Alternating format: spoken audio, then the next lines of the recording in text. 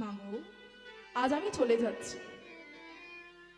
মা, গুরুদেবকে আমি বললাম গুরু দক্ষিণা দিয়ে যাব, কিন্তু গুরুদেব তো কোনো গুরু দক্ষিণা নিলেন না। বলো না মা, তুমি কি গুরু দক্ষিণা নেবে? কৃষ্ণ, আমি তোকে যা চাইবো তুই আমাকে তাই দিবি বাবা? বল বাবা। মা, আমি তোমার কথা দিলাম, তুমি আমার কাছ থেকে যা চাইবে আমি তোমাকে তাই দেব। বলো না মা, তুমি কি চাও? কৃষ্ণ, আমি তোর কাছ থেকে কি গুরু দক্ষিণা চাই জানিস? আমার মরা পুত্র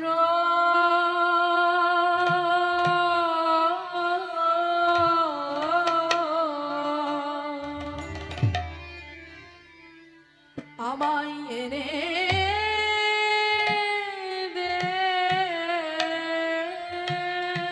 না। আমায় মরা পুত্র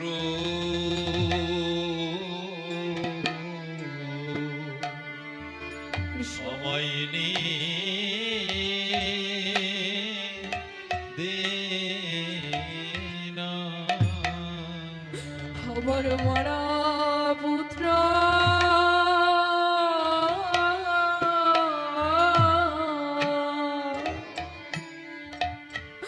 আমায় এনে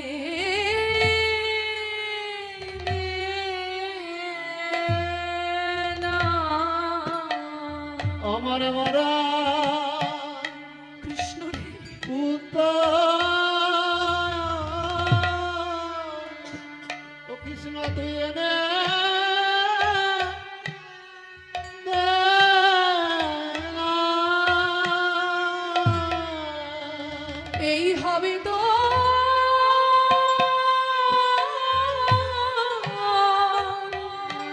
গুরু দক্ষিণা।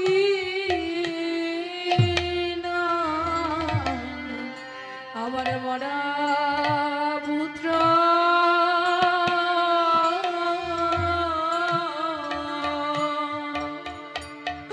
আমায় এনে দে না। হরে কৃষ্ণ রে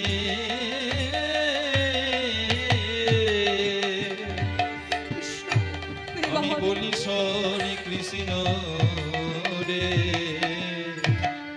আমার আমার মরা মরা পুত্র কিনে দে। পুত্র এনে দে না।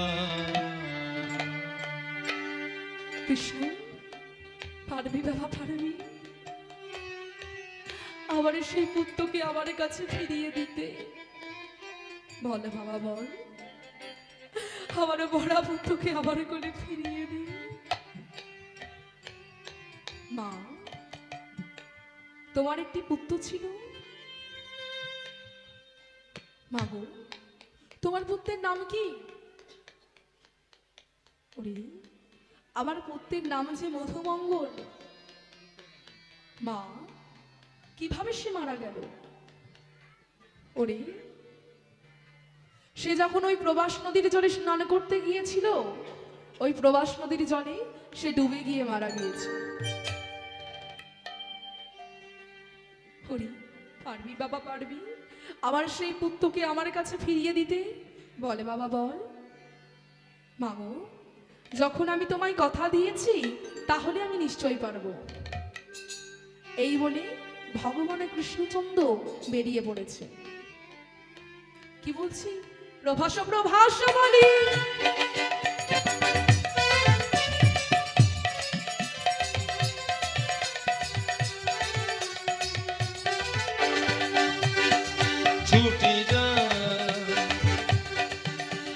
ছুটি যায় গো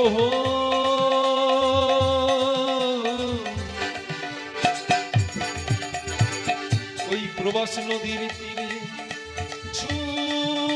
ছুটি যায়। প্রভাস প্রভাস বলি ডাকিতে লাগিলা। প্রভাস প্রভাস বলি ডাকিতে লাগিলা। প্রভাস প্রভাস বলি ডাকিতে লাগিলা। প্রভাস প্রভাস বলি ডাকিতে লাগিলা।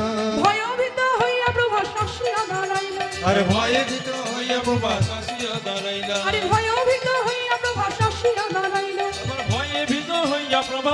আসিয়া দাঁড়াইলা বলে আমায় কেন ডাকছো প্রভু, আমায় কেন ডাকছো প্রভু আমায় কেন ডাকছো প্রভু, বলে আমায় কেন ডাকছো প্রভু কৃপা করে বলো প্রভু, আমায় কেন ডাকছো প্রভু কৃপা করে বলো প্রভু। আর আমায় কেন ডাকছো প্রভু হরি হরি হরি বলে, আমায় কেন ডাকছো প্রভু হরি হরি হরি বলে, আমায় কেন ডাকছো প্রভু হরি হরি হরি বলে, নিতাই গৌর ব্রহ্মানন্দে হরি হরি হরি বল।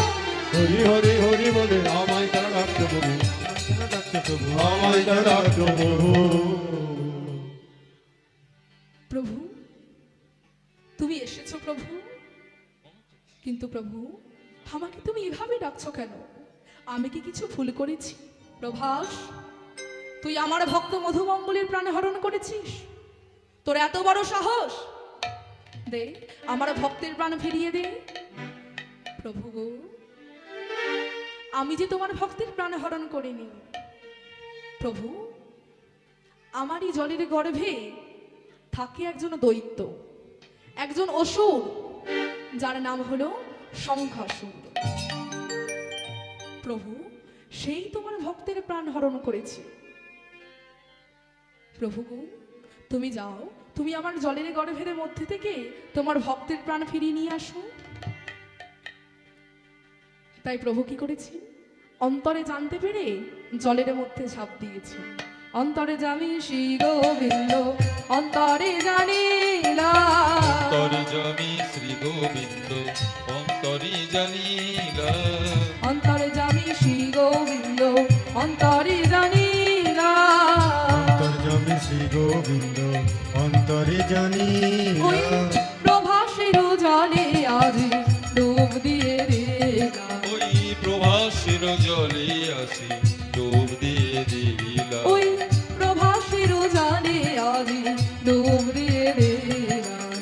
প্রভাতের জলে আজ ডুব দিয়ে জলের দিলাম, তলায় প্রবেশ করিলাম, জলের তলায় প্রবেশ করিলাম, জলের তলায় প্রবেশ করিলাম। জলের তলায় প্রবেশ করিলাম, একটি শঙ্খ দেখতে পাইলাম, জলের তলায় প্রবেশ করিলাম, একটি শঙ্খ দেখতে পাইলাম। জলের তলায় প্রবেশ করিলাম, হরি হরি হরি বলে, জলের তলায় প্রবেশ করিলাম, হরি হরি হরি বলে, জলের তলায় প্রবেশ করিলাম, হরি হরি হরি বলে, নিতাই গৌর ব্রহ্মানন্দে হরি হরি হরি বল।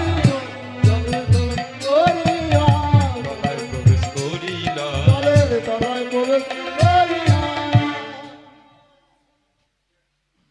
শঙ্খাসুর, কোথায় তুই? আয়, তুই আমার ভক্তের প্রাণ হরণ করেছিস, আমার ভক্তকে ফিরিয়ে দে। কোথাও কিছু পেলেন না। কি দেখতে পেলেন? একটি বিশাল আকৃতির শঙ্খ। মনে ভাবছি এই শঙ্খের মধ্যেই আছে হয়তো শঙ্খাসুর, তাই কি করেছে? বাঁশিটা হাতে নিয়ে জোরে জোরে শঙ্খেতে আঘাত করেছে। শঙ্খাসুর, তুই আমার ভক্তের প্রাণ হরণ করেছিস। যেই না বলেছে, শঙ্খাসুর ভয়ভীত হয়ে শঙ্খের মধ্যে দিয়ে বেরিয়ে এসেছে। প্রভু তুমি এসেছো প্রভু, ওগো দয়াময়, তোমার কি আমার কথা একটু মনে নেই? বলো প্রভু বলো, তুমি যে আমায় কথা দিয়েছিলে আমার সাথে তুমি দেখা করবে। ওগো প্রভু গো, কবে থেকে যে তোমার জন্য আমি অপেক্ষা করছি, কবে থেকে সাধনা করেছি, তুমি তো তবুও এলে না। তাই প্রভু, আমি তো তোমার ভক্তের প্রাণ হরণ করেছি। যদি তোমার ভক্তের প্রাণ হরণ না করতাম, তাহলে প্রভু আমি কি তোমার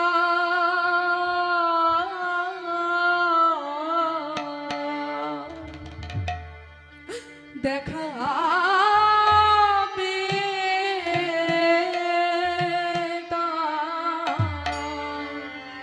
আমি কি তোমার দেখা পেতাম প্রভু আমি কি তোমার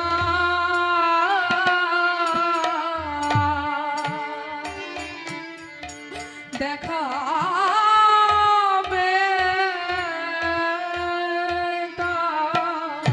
আমি কি তোমার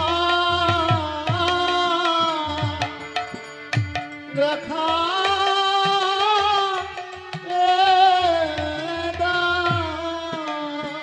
তোমার ভক্তের প্রাণ হরো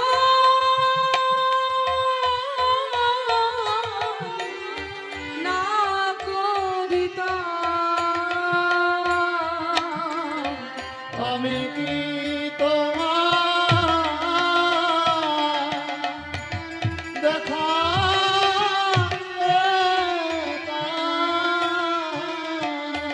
ভক্তের প্রাণ হরো না কবিতা আমি কি তোমার দেখাবে না ভক্তের প্রাণ হরণ না কবিতা বলে আমি কি তোমার দেখাবে না হরি হরি হরি বলে আমি কি তোমার দেখাবে না হরি হরি হরি বলে আমি কি তোমার দেখাবে না হরি হরি হরি বলে বলে আমি কি তোমার নিতাই গৌর হরি হরি হরি বলে আমি কি তোমার দেখাবে না হরি হরি হরি বলে আমি কি তোমার দেখাবে না আমি কি তোমার দেখাবে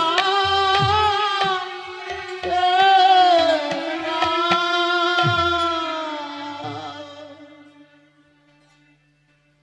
প্রভু তাই তো তোমার ভক্তের প্রাণ হরণ করেছি সংখ্যাসুর তুই আমার ভক্তের প্রাণ হরণ করেছিস কেন আমি জানলাম তাহলে দে আমার ভক্তের প্রাণটা এবার আমাকে ফিরিয়ে দে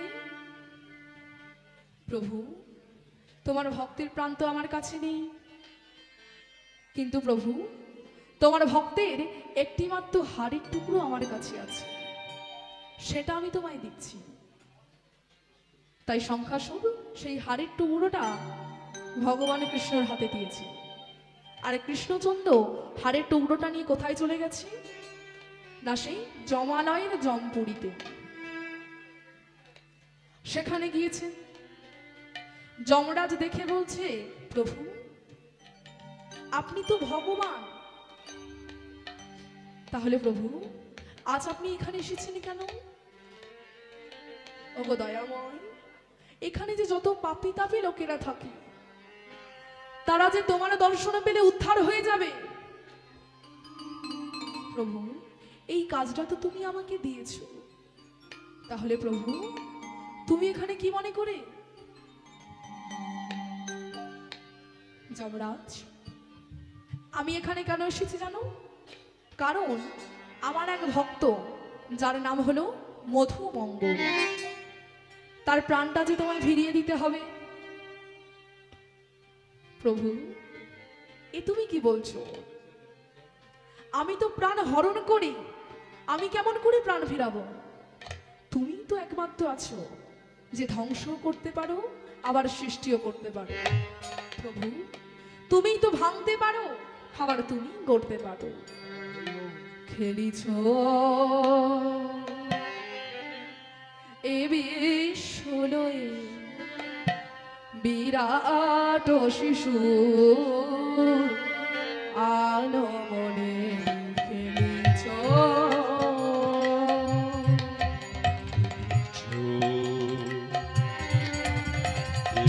বিশ্বলয়ে বিরাট শিশু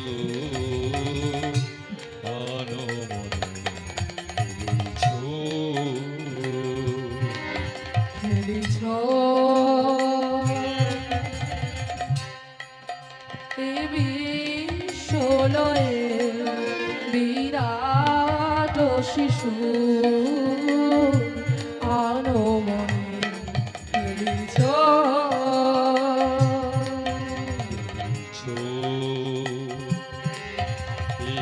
বিশ্বলয়ে বিরাট শিশু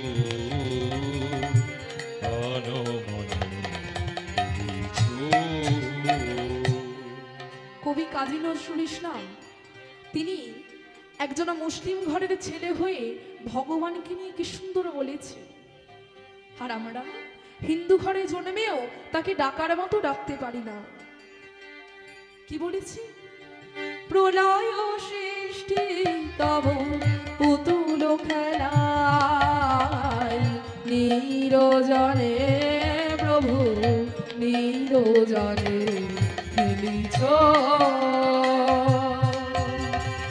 প্রলয় সৃষ্টি তব পুতুল খেলা প্রলয় সৃষ্টি তব পুতুল খেলা নিরজনে প্রভু নিরজনে খেলিছ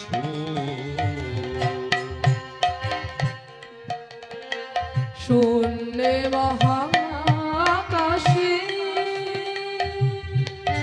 তুমি মগ্ন লীলা বিলাসে শূন্যে মহাকাশে তুমি মগ্ন লীলা বিলাসে শূন্যে মহাকাশে সারে গা গা রে গা মা মা গা মা পা পা মা পা ধা নি পা ধা রে রে ধা নি সা সা নি ধা পা মা গা রে সা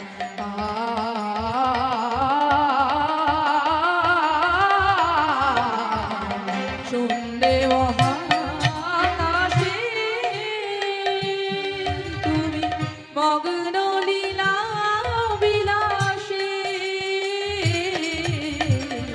শূন্যে মহাকাশে তুমি মগ্ন লীলা বিলাসে ভাঙিছ গড়িছ তুমি আপন মনে নিরজনে প্রভু নিরজনে ফেলিছ বিশ্বলয়ী বিরাট শিশু আনমনে খেলিছ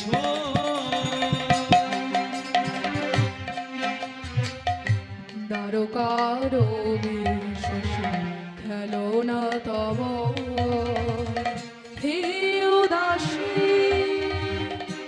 পড়িয়াছি রাঙা পায়ের কাছে রাশি রাশি কারো কারো বিশেষ খেলো না তব হে উদাসী পড়িয়াছি রাঙা পায়ের কাছে রাশি রাশি নিত্য তুমি হে উদার তুমি সুখে দুঃখে অবিকার নিত্য তুমি হে উদার তুমি সুখে দুঃখে অবিকার নিত্য তুমি হে উদার তুমি সুখে দুঃখে অবিকার